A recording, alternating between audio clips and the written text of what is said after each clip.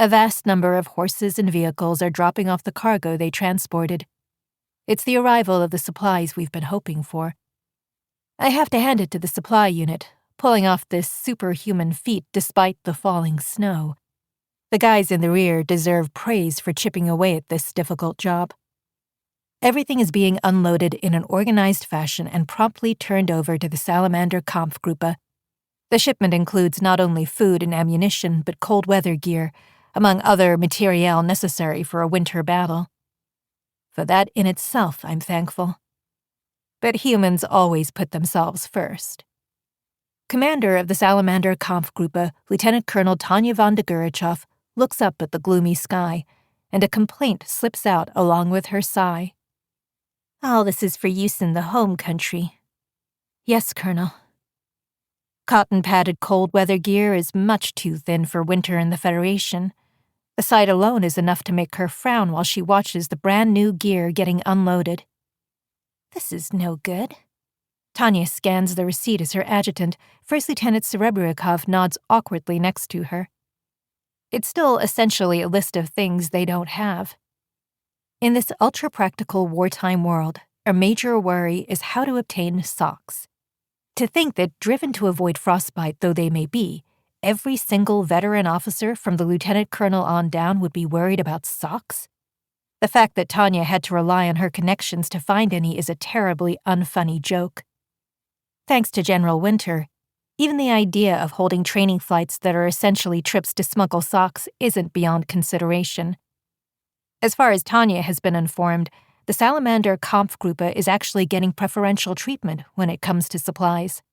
Since the group is serving directly under the General Staff, friends like Lieutenant Colonel Uker are offering the best possible already.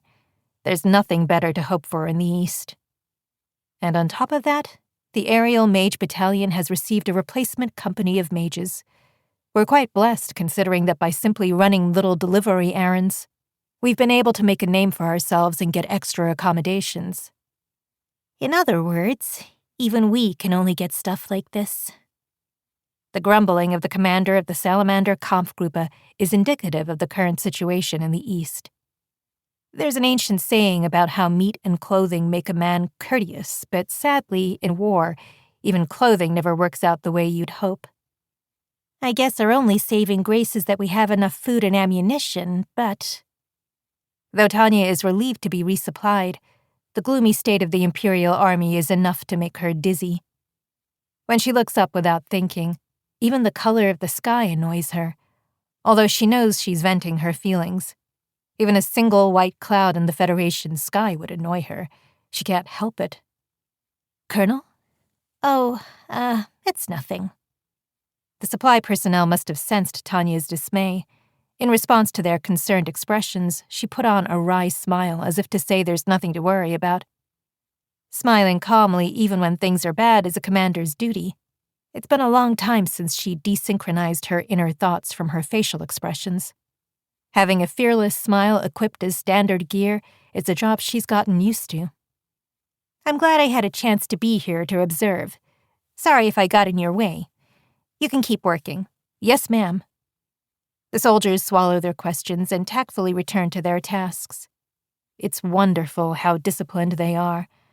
I suppose I should be relieved that this is what the Imperial Army is known for, but I need to make sure the troops don't wear themselves out. Though their complexions are still all right, I can't deny that the snow and the cold are slowing them down. What would happen if we were cut off from supplies at this point? Requesting high-calorie rations to replace the insufficient standard meals already puts additional strain on logistics. Most of the supplies the horses and vehicles are struggling to bring us go straight into the soldiers' stomachs. Barely any progress has been made on updating the front's winter gear or stockpiling ammunition for an offensive. It's not that I'm not grateful for the supplies that do arrive. It's just that their transient nature gives me a headache. But... Tanya shakes her head to clear away those pessimistic thoughts. In this irritatingly cold weather, even sighs become visible. It's time for her to leave before her gripes accidentally emerge as a cloud of white breath. Okay, Lieutenant Serebrikov, let's head back. Tanya calls her adjutant and sets off. to keep listening to this audiobook. I've left you a link in the description so you can do it, at no cost thanks to Audible's 30-day free trial.